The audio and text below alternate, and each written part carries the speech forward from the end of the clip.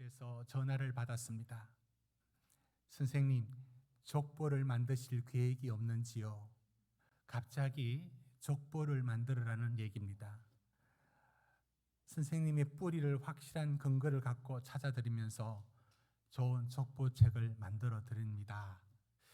그런 족보 얘기를 할 때 저는 그 전화를 오래 붙들고 있고 싶은 마음이 없어졌습니다. 여러분은 족보 얘기를 어떻게 받아들입니까? 저도 저희 아버지로부터 물려받은 족보책을 시골에 두고 있고 본 적이 별로 없고 어쩌다가 명절에 한 번씩 보았지만 먼지가 수북히 쌓일 정도로 그냥 보지 않는 책이 되었습니다. 거기에는 밀양박씨 세보 이렇게 세로줄로 누런 한지로 엮어져 있는 그런 책이었습니다. 이 족보를 대하는 이 태도는 성경에서 족보가 나올 때도 여전히 똑같은 태도가 나옵니다. 성경에 곧잘 족보가 나옵니다. 창세기 아담의 족보부터 시작해서 오늘 예수의 족보까지 나옵니다. 그러면 어떤 마음이 먼저 드느냐면 대충 읽고 지나가자. 여기 있는 읽어서 무슨 은혜로운 무슨 말씀이 나오겠느냐 이런 생각이 먼저 들고 이렇게 생각이 들다가 이 족보를 대하면서 그래서 우리 족보도 안 보는데 남의 족보를 봐서 뭘 하느냐 이런 생각도 듭니다. 이런 족보에 대한 선입관이 성경에 있는 족보에 대해서 무심히 지나가려는 태도와 여기 무슨 은혜가 있겠어 라는 것으로 건너뛰려는 마음들이 저에게도 우리에게도 조금 있다고 봅니다. 여러분, 그러면 오늘 1절에서 43절이라는 에서의 개인 족보, 아브라함, 이삭, 야곱의 족보라면 우리가 성경 인물의 주인공들이니까 봐줄 만한데 별로 관심도 없는 에서의 족보를 이렇게 길게 적고 있다는 게 무슨 의미가 있을까요? 여러분, 성경은 우리가 관심 두는데 말하지 않고 때로는 관심 없는 얘기를 할 때가 있습니다. 그것은 성경이 무언가 말하는 방향이 우리의 요구와 다릅니다. 예를 들어 우리가 지금 야곱의 얘기를 다루고 있는데 여러분, 야곱이 바단 아람으로 가서 그러니까 어머니 고향에서 거기서 살아갈 때에 20년 살다가 돌아왔던 얘기 우리가 앞에서 읽었지 않습니까? 누구 만나느냐? 에서 만납니다. 그런데 여러분, 이거 궁금하지 않습니까? 에서 만나는 얘기는 이렇게 길게 적어 놓는데 정작 아버지 이삭한테 아들이 더 20년 만에 돌아오면 인사를 해야 될 것 아니에요. 왜 야곱은 아버지 이삭을 찾아가지 않았을까요? 아버지가 멀쩡히 살아 계시는데 왜 인사하러 가지 않았을까요? 뭐 때문일까요? 이런 궁금함을 한마디도 말해주는 적이 없습니다. 그런가 하면 야곱이 떠날 때 누구 때문에 떠나냐면 어머니 리브가가 거기에 떠나야 살 수 있다. 그래서 형 에서를 피해서 갔지 않습니까? 그런데 여러분, 야곱이 떠나면 집에 남은 사람은 3사람. 물론 이제 다른 종들도 있었겠죠.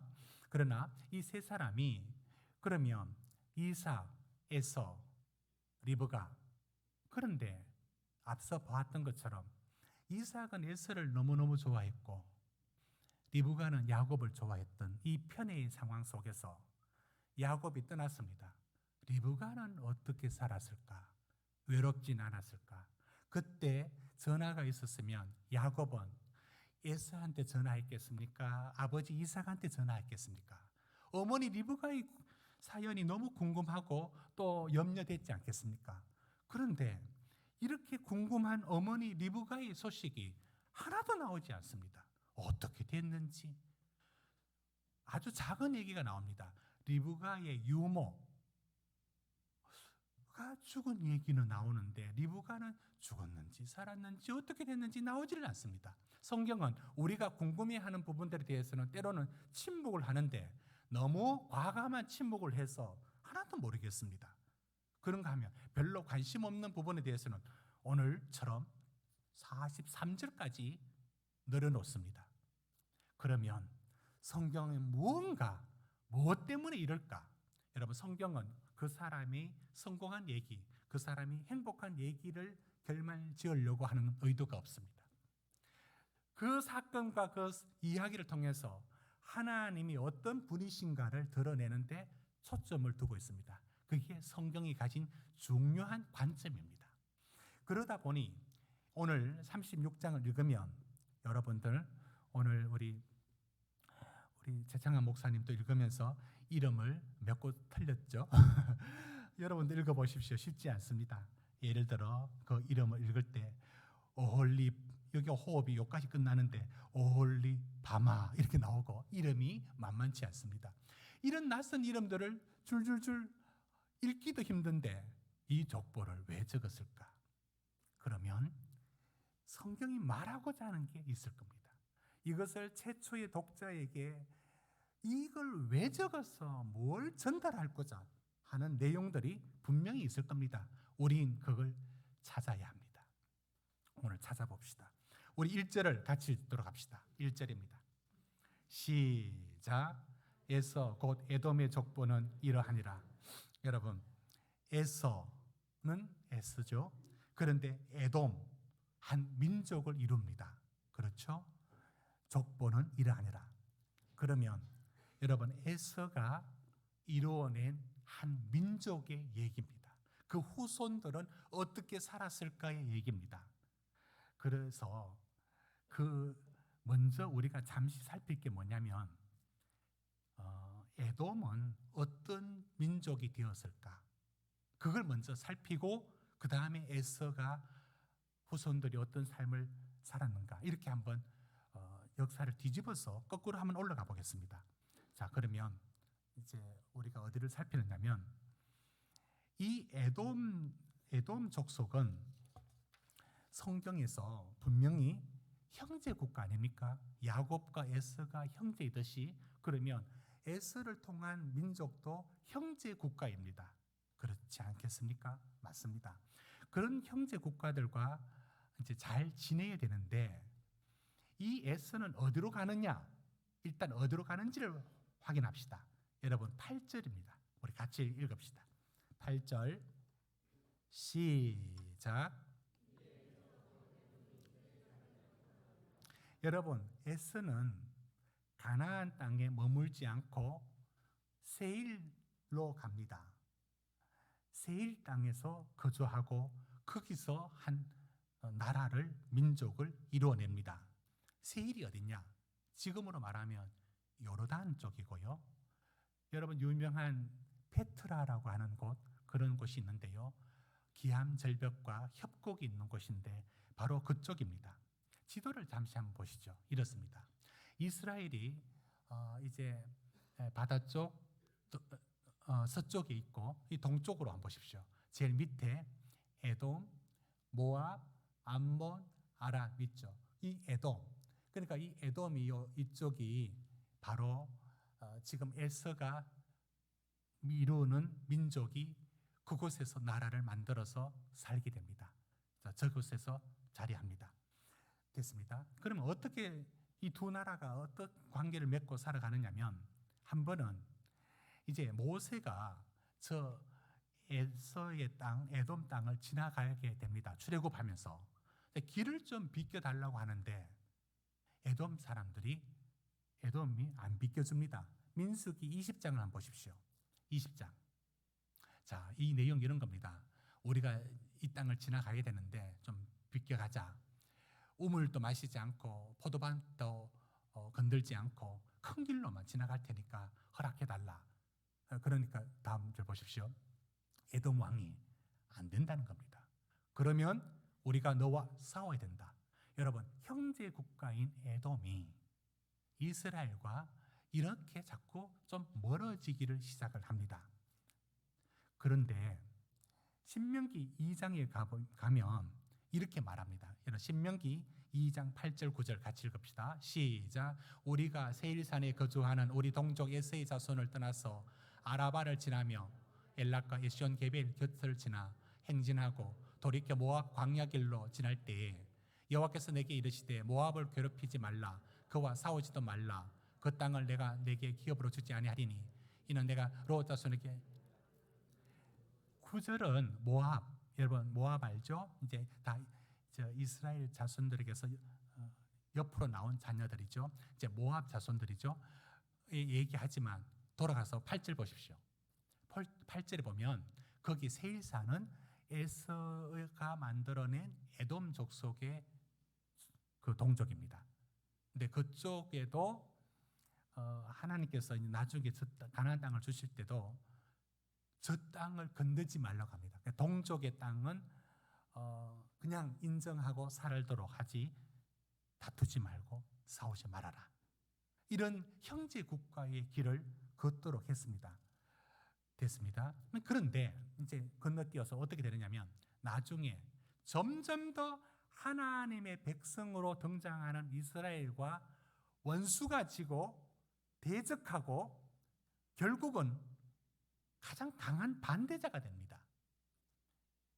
오바댜서가 있는데 성경에는 오바댜서 1장 8절하고 10절 한번 보십시오. 이렇게 되어 있습니다. 우리 같이 읽겠습니다. 여호와의 말씀이니라. 그날에 내가 에돔에서 지혜 있는 자를 멸하며 에서의 산에서 지각 있는 자를 멸하지 아니하겠느냐. 왜? 9절 시작. 드마나 내 용사들아 놀랄 것이라. 이로 말미암아 에서의 산에 있는 사람은 다 죽임을 당하여 멸절되리라. 이게 이제 왜 이런 말이 나오느냐면 이스라엘 남유다가 망할 때에 에돔이 잘 망했다, 너희들은 잘 망했다 라고 동족을 편들지 않고 박수치고 또 괴롭히고 사울 왕 이후부터 대적해서 싸우는 적대 국가가 되었고 맙니다. 그래서 에스겔서 35장에서는 2절에 이렇게 말합니다. 인자야 내 얼굴을 세일산으로 향하고 그에게 예언하여 이르기를 주 여호와께서 이같이 말씀하시되 세일산아 내가 너를 대적하여 내 손을 내 위에 펴서 내가 황무지와 공보의 대상이 되게 할지라. 왜 그렇게 하느냐면 이스라엘이 어려움을 겪고 있는데 편들지 않았습니다. 여러분, 자 그러면 이제 이들이 세일산에 거주했다라고 하는데 8절에 세일산은 이스라엘 백성들이 중심으로 삼았던 신의 산하고 대조적인, 그래서 신의 산은 언약의 백성이 그 아래 하나님의 율법 아래 살아간다를 뜻하고 상징한다면 세일산은 어떤 곳이냐면 상관없이 인간의 힘으로 자기 힘으로 자기 뜻대로 살아가는 사람들의 세상, 이렇게 서로 약간 대조를 이루고 있습니다. 이것이 에서의 길입니다. 에서가 이룬 에돔 민족이 이렇게 됩니다. 자, 그런데 우리가 이제 읽어야 될 내용이 뭐냐면, 그러면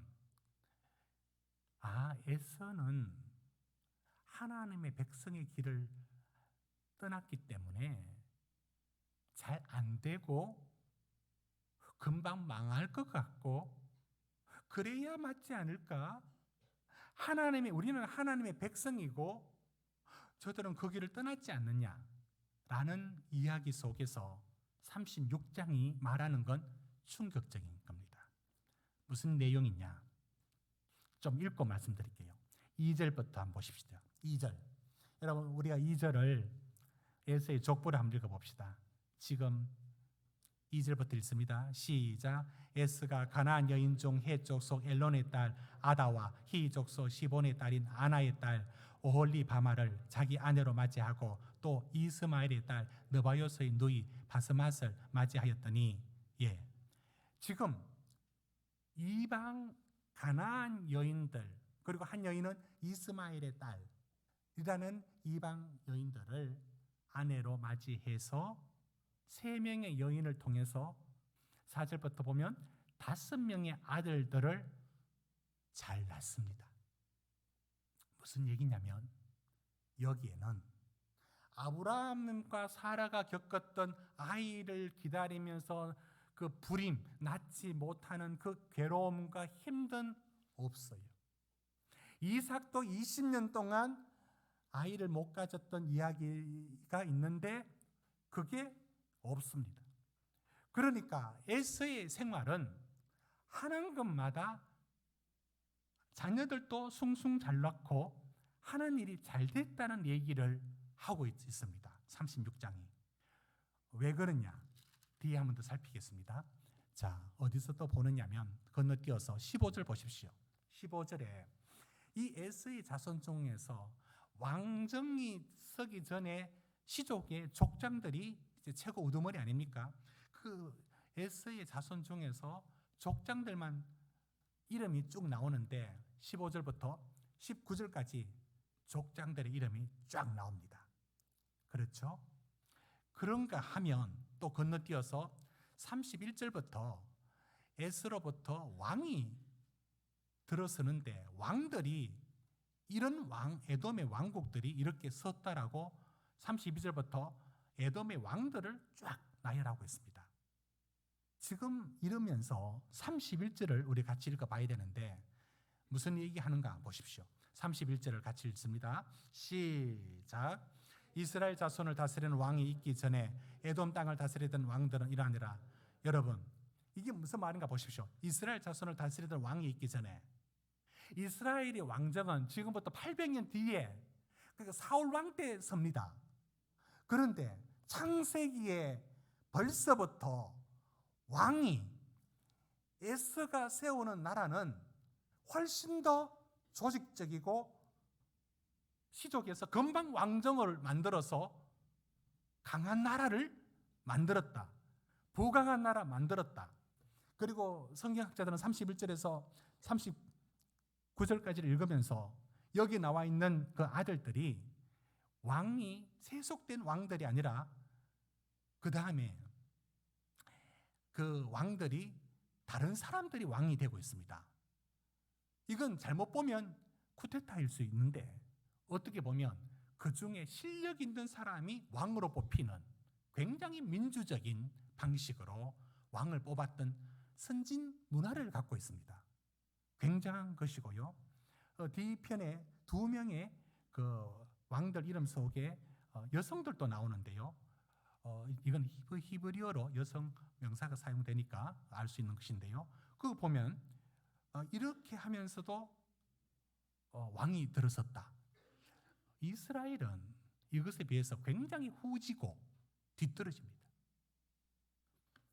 지금 에세의 족보를 얘기하면서 자녀들은 숭숭숭 잘 낳고 또 족장들은 빵빵하게 세워졌고 이후에 왕들도 든든하게 세워졌다. 그 얘기하면서 31절에 이스라엘의 왕들 세우기 전부터 이렇게 잘 살았다. 이겁니다. 그러니까 36장을 읽으면 읽었던 모세오경의 이 말씀을 읽었던 사람들이 무슨 생각을 하느냐면 우리가 하나님의 백성인데 복은 왜 저 사람들이 받고 있지? 우리는 하나님 백성이라고 말했는데 하나님을 떠난 사람이 어떻게 저런 복을 저렇게 잘 누리면서 잘 살고 있지? 여러분, 36장은 족보를 말하면서 놀라운 얘기를 하는 겁니다. 하나님 없이도 살아가는 사람들이 자기 노력으로 성실하게 하면 얼마든지 잘 살고 얼마든지 큰 부를 이루고 힘있게 살더라. 인정해요. 인정합니다. 그런데 질문은 여기서 나오는 겁니다. 우리가 받은 복은 뭡니까? 여러분, 우리가 받은 복은 뭐냐고요? 하나님의 백성이 받을 복은 무엇이냐고요? 뭔가 달라야 되지 않습니까? 다른 게 무엇이냐고요? 이 질문을 던지게 되어 있습니다. 여러분, 그러면 에서의 삶은 어떤 삶이었는가? 우리가 살펴봅시다. 6절입니다. 여러분, 6절, 7절을 같이 읽도록 합시다. 6절, 7절 시작.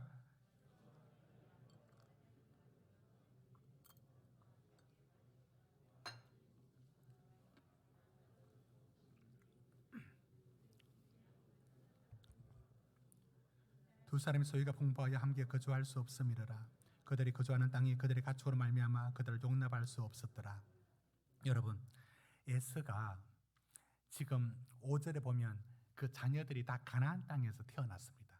여러분, 가나안은 어떤 곳이냐면 아브라함이 왜 애굽으로 가면 안 됩니까? 가나안 땅에 흉년이 들어도 붙어 살아야 됩니다. 이삭이 다른 곳에 가면 왜 안 됩니까? 무조건 가나안 땅에 붙어 살아야 됩니다. 왜? 하나님의 약속의 땅으로 머물러야 됩니다. 그러므로 가나안 땅에 머문다는 것의 의미는 하나님의 말씀과 약속을 붙들고 산다는 것입니다. 그런데 에서는 자녀들이 다 가나안 땅에 태어났는데도 불구하고 어디로 갑니까? 6절에 떠나서 어디로 간다고요? 세일산으로 갔습니다. 여러분, 이때 6절에 표현하고 있는 이 반복을 여러분 어떻게 느끼십니까? 6절 보십시오. 에서가 자기 아내들과 자기 자녀들과 자기 집의 모든 사람과 자기의 가축과 자기의 모든 짐승과 자기가 가나안 땅에 모은 모든 재물을 6번 이렇게 자기를 이렇게 반복합니까? 이건 히브리어에서 이걸 쓰고 있으니까 하고 있는 겁니다. 왜 이렇게 반복합니까? 에스가 이게 자기가 이 강조는 어디 있느냐면 여러분, 야곱의 삶이란 것은 하나님을 의지하는 백성의 길을 보여줍니다. 에서는 뭡니까? 내가 충분히 열심히 살면 내 인생 잘 살 수 있어. 한번 봐. 찌질한 야곱보다 내가 훨씬 잘났잖아. 여러분, 에서 그런 말 할 만하다니까요. 야곱을 용서하는 건 누굽니까? 형 에서라니까요. 더 상남자 같고 더 있어 보이고 더 호탕하고 더 힘있고 야곱은 꼼수나 부리고. 그런데 에서의 삶이 뭘 뜻하느냐면 자기가 내가 내 힘으로 내 모든 것을, 저는 이 6절을 읽을 때 그 바벨탑에서 나온 내용들을 읽는 듯 했습니다. 우리 힘으로 우리가 저 성을 쌓아서 하늘만큼 높아지자, 이 목소리인 걸 들리지 않습니까? 에서의 삶이란 것은 하나님의 약속이 뭘 줘? 하나님의 구원이 내한테 뭘 주는데, 하나님 자녀가 된다고 뭐 있어? 뭐가 있다고? 뭐 있어? 그거 필요 없어. 나는 내대로 살 수 있어. 이게 에서의 삶의 길이었습니다. 7절 보십시오. 이유는 있었죠. 7절 한번 다시 같이 읽읍시다. 시작. 두 사람의 소유가 풍부하여 함께 거주할 수 없음이라. 그들이 거주하는 땅이 그들이 가축으로 말미암아 그들을 용납할 수 없었더라. 이유는 있습니다. 야곱과 함께 머물기엔 목초지가 좁았던 겁니다. 여러분, 그런데 이 얘기 어디서 읽었느냐면 아브라함과 조카 롯이 헤어질 때도 너무 좁아서 떨어졌다. 그때 아브라함이 뭐라 했습니까? 네가 좌하면 내가 우하고 네가 우하면 내가 좌하리라 하면서 양보했을 때, 그때 롯이 조카 롯이 뭐라고 했느냐면 난 저기 가겠습니다 하면서 요단 동편 쪽으로 땅을 딱 짚습니다. 왜 그쪽으로 갔죠? 좋아 보여서. 그 길로 갔습니다. 그 동일한 맥락입니다. 그러니까 아브라함을 떠난 조카 롯이 갔던 그 길은 세상 길이고, 내 눈에 좋아 보이는 거, 와 저거 여호와의 동산 같고 애굽의 땅 같다라면서 갔던 게, 그게 바로 소돔과 고모라 땅이 되지 않습니까? 지금 에서의 선택은 아버지를 가까이에서 모셔야 되는 사실상 맞인데 씩 떠나버려요. 여러분, 에서 할 때 창세기 처음 나왔을 때 뭘 읽었는지 기억나십니까? 그때 에서는 장자의 직분을 소홀히 여겼더라. 그러다가 동생한테 뺏기지 않습니까? 에서의 생활이라는 부분들이 어떤 게 있느냐면, 이걸 오늘 말로 바꾸면 뭘 그렇게 믿음으로 살려고 그런 게 있어? 하나님의 자녀가 된다는 게 그게 뭐가 중요해? 그 백성이 된다는 게 뭐가 중요해? 나는 내 힘으로 내가 살 수 있어. 이게 에스더가 말하는 전형적인 삶의 태도인 겁니다. 자, 여러분, 이런 삶을 보여주면서 창세기 36장이 무엇을 얘기하느냐면 이런 에서도 잘 살더라. 여러분 시험 듭니까 안 듭니까? 꼭 오늘 우리 시대의 말씀으로 비유해야만 시험이 들 것 같습니까? 에스가 잘 살더라 얘기를 하는 거예요.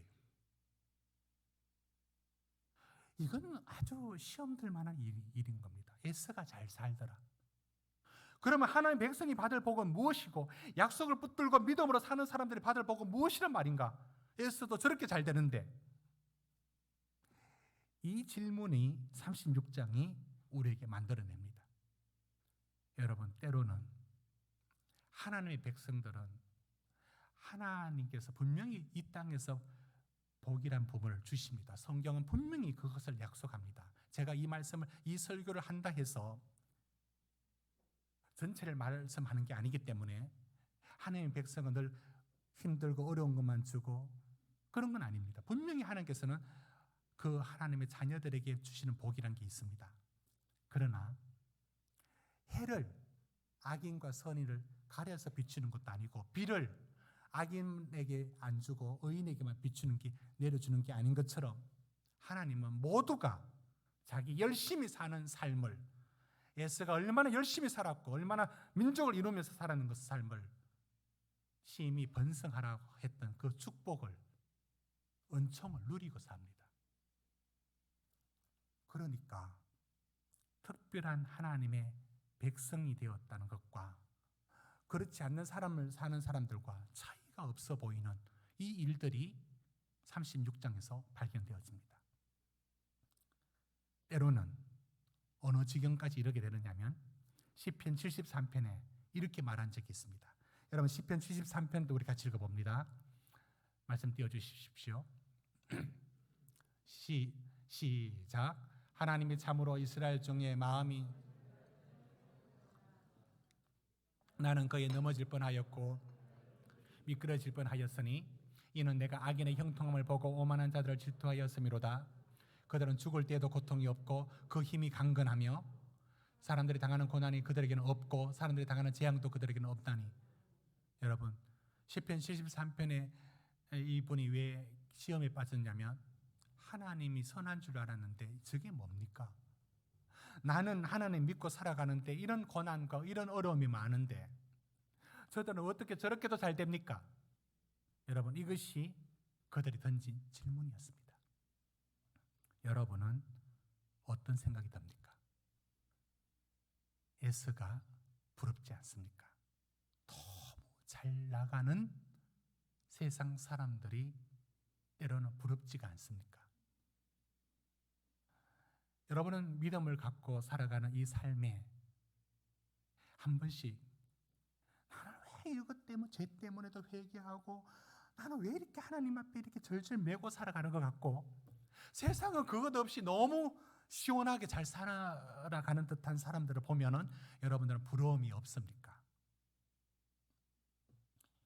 부러움이 없으면 좋은데 가까운 사람이 누가 부러움을 살 만한 일이 있으면 여러분 속에도 부럽다라는 마음이 들 때가 있을 겁니다. 저는 대구에서 이제 보교육자로 사역할 때 대구 칠곡교회에 있었습니다.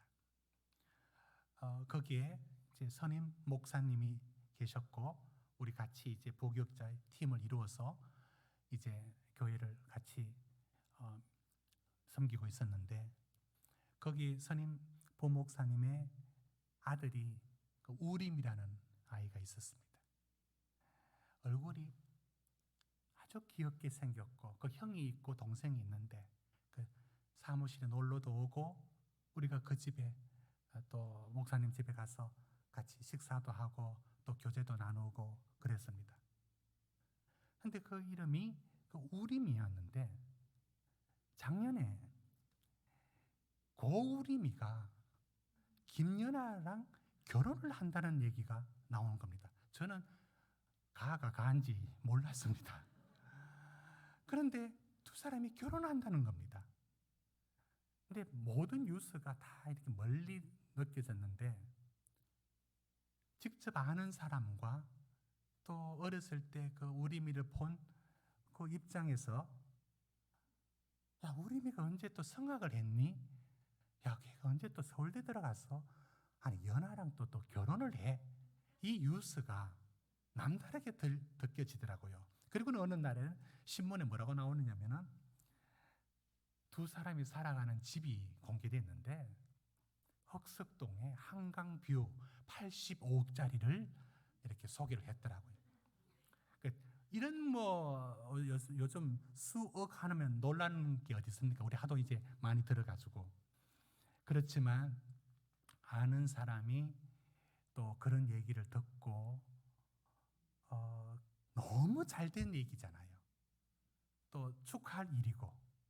그런데 묘한 마음이 들더라고요. 사람에게 저는 그게 없는 줄 알았는데 없을 리가 있겠습니까? 부럽다라는 그런 생각들. 여기서 부러우면 야, 우리 자녀들도 저런 길이 있을까? 이런 생각들도 한번 해봤습니다. 부럽죠. 모든 걸 다 누리고 모든 걸 다 갖추고 물론 거기 오르기까지 얼마나 다들 고생했겠습니까? 많은 부러움은 사실 아닙니까? 여러분은 세상이 한 번씩 부러울 때가 없습니까? 너무 거침없이 나는 아프고 또 기도하고 이렇게 살아가는 우리 삶인데 때로는 돈 얼마로 고민해야 되고 또 이 문제 저 문제 해결 안 돼서 여러분 가정도 다들 한두 가지 어려움을 갖고 살잖아요. 그런데 이렇게 너무 잘 나가고 있을 때 은근히 부러운 마음이 듭니다. 36장이 무슨 얘기하는지 아십니까? 부러워하지 마라. 그거 부러워하지 마라. 그렇다고 이렇게 말하는 거 아닙니다. 그거 금방 없어지니까. 이 얘기가 아닙니다. 애써도 내가 이렇게 축복한다. 그런데 이 얘기는 이런 얘기입니다. 세상에 모든 거 잘 되는 거 너무 부러워하지 마라. 너가 받을 복은 이것과 비교할 수 없는 엄청난 복이다. 우리가 하나님의 자녀가 되었다, 우리가 영생을 얻었다, 우리가 구원을 얻었다라고 말할 때 그것이 무엇인지 아느냐고.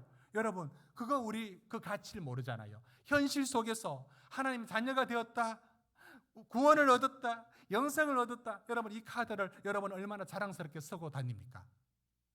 아니, 남들은 그렇게 또 인정을 합니까? 아니잖아요. 아니, 우리 자신은 내가 구원을 받았고 내가 영생을 얻었고 내가 하나님의 자녀가 되었다라는 이 약속 붙들고 살아가는 그 백성들이 누리는 이 복을 우리는 알고 있습니까? 우리 느끼고 있습니까? 우리 못 느끼죠. 그래서 에스가 부러웠고 세상이 부러워지고 질문이 생길 수가 있습니다. 그럴 때 창세기 36장은 말합니다. 믿음으로만 보인다. 하나님을 아버지로 모시는 게 얼마나 큰 복인지 아느냐. 영생을 얻는 게 얼마나 큰 복인지 아느냐. 그리고 이 땅에서 하나님과 함께 살아가는 복이 어떤 것이 아느냐. 세상이 부러워? 너 눈에는 세상이 그렇게도 부러워? 그래, 부러워할 수는 있지만 뭘 못 보느냐. 하나님 안에 누릴 더 큰 복은 왜 못 누리고 사느냐. 그 복에 비교할 수 없는 세상 복을 보고 부러워할 정도면 하나님 백성이 누릴 복은 비교할 수도 없다. 그리고 36장은 조용히 말합니다. 그 받을 복이 때로는 우리 눈에 보이지 보이지 않다. 내가 믿음으로 사는 것과 내가 하나님을 자녀로 살아간다는 이 모든 것들,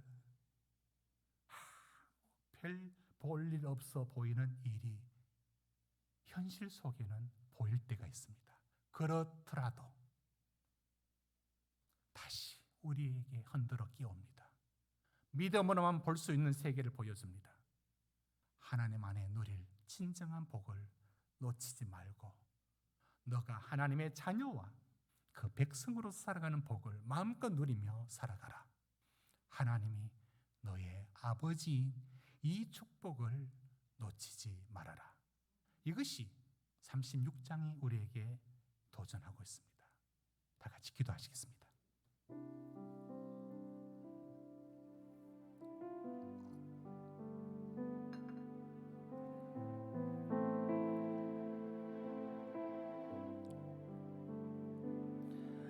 우리 같이 기도할 때 하나님, 세상도 만만찮게 잘 나갑니다. 하나님 없이도 얼마든지 큰 것을 이룰 수 있고요. 그러면 믿는 자가 받을 복이 무엇입니까? 분명히 이 땅의 복도 있습니다. 그러나 하나님, 여호와는 나의 목자시니 내게 부족함이 없으리라 했다.